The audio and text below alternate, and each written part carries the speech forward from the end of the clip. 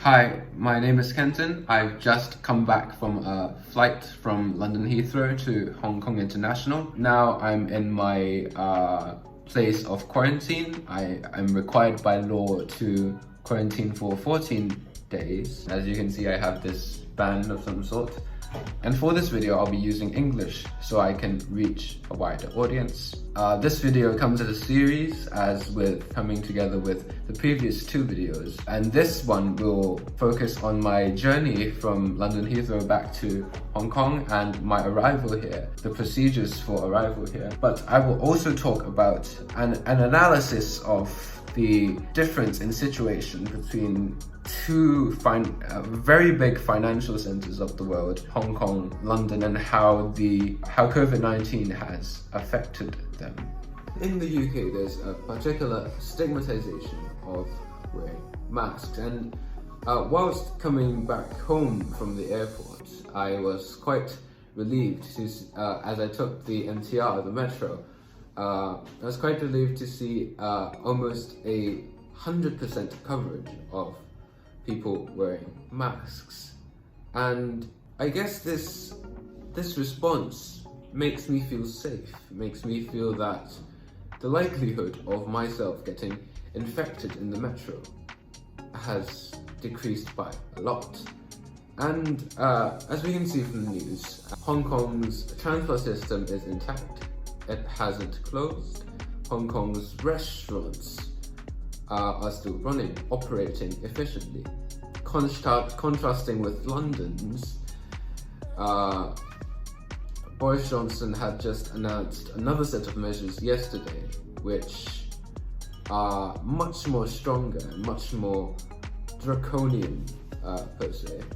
But I believe that this difference in level of response can be attributed to several factors. So, as a person from Hong Kong, I'm going to talk about the reasons I believe Hong Kong has had such quick response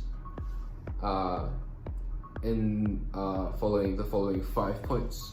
Number one, it has been a long-term fact that there is some distrust in the government leadership amongst all social levels, amongst virtually everyone. The Hong Kong's chief executive, the head of the city, had a 9.1% popularity rating out of a possible 100% in February, which is her all-time low and the all-time low of all the chief executives of Hong Kong. In February, she ordered government officials to not wear masks and caused a massive outcry in the media and in society. Shortly after, she and the government and the Department of Health recommends everyone to wear masks, and she wears one herself. There has been a long existing skepticism of the government and the will to criticize, the determination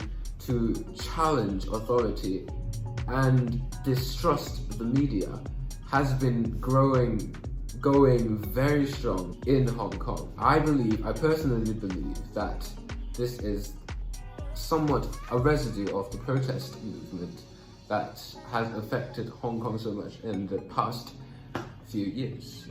So that's point one. Point two, that there has been, as reported by the Financial Times, there has been an effective community spirit amongst different groups in Hong Kong. Some of these groups are politically aligned and were set up during the anti-extradition bill movement. Some of these groups are especially targeted towards teenagers in media such as Instagram, Facebook, YouTube, and especially because the epidemic was particularly politicized in Hong Kong, as shown by various comparisons between the treatment of Hong Kong police force to medical professionals, as the fact that this disease originated in mainland China in an unorthodox or perhaps taboo way, and also some strikes involving medical professionals, has stirred up dramatic response amongst teenager groups and those politically aligned with the anti-extradition bill movement in 2019. Yet, there had some ongoing political parties, especially pro-establishment parties, after their dramatic loss in the 2019 district council elections,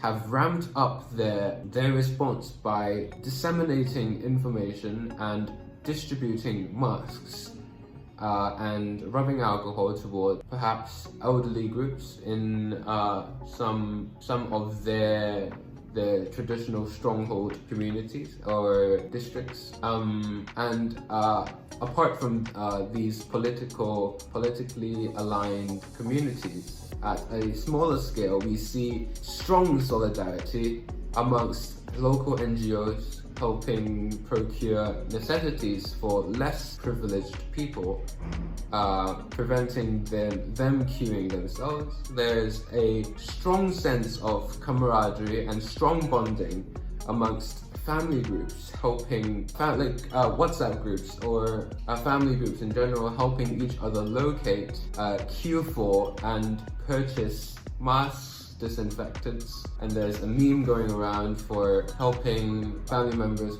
buying 2 boxes of masks.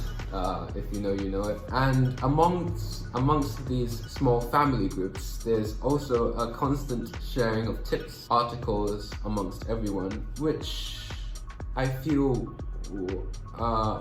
was less in the UK. Third point, people have learned the lesson of SARS in 2003. They pretty much knew immediately what to do, as the 2003 disease was much within living memory, and it had damaged Hong Kong quite a lot, much more severely than the current situation of COVID-19. Even for some particular reason, Carrie Lam would not close the border with China at the first instant.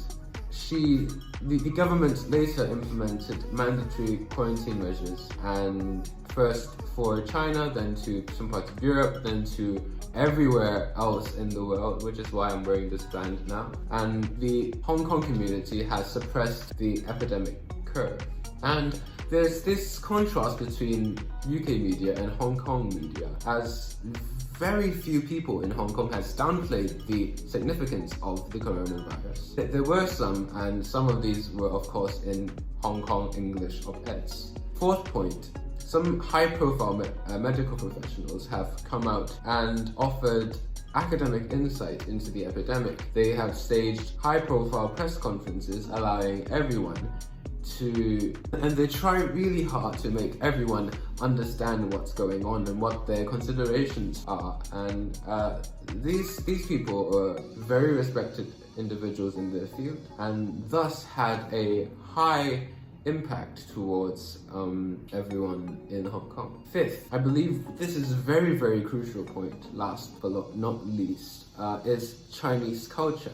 In Cantonese, we have a saying called "mo zap su," and "zap su," whilst it sounds like picking up a book, it actually signifies to not lose, to not come slower. There's a strong sense of competition everywhere, and this sense of competition, this sense of being ahead of your group, to win your race, to go the full extent, urges everyone to take all necessary precautions required for the epidemic. Another aspect of Chinese culture is the strong filial piety called Hao Sun, which has come from Confucius and signifies a strong respect for parents, to obey their instructions, to be obedient, to respect them a lot, which sometimes may be a two-edged sword, but as in the absence of having your own opinion.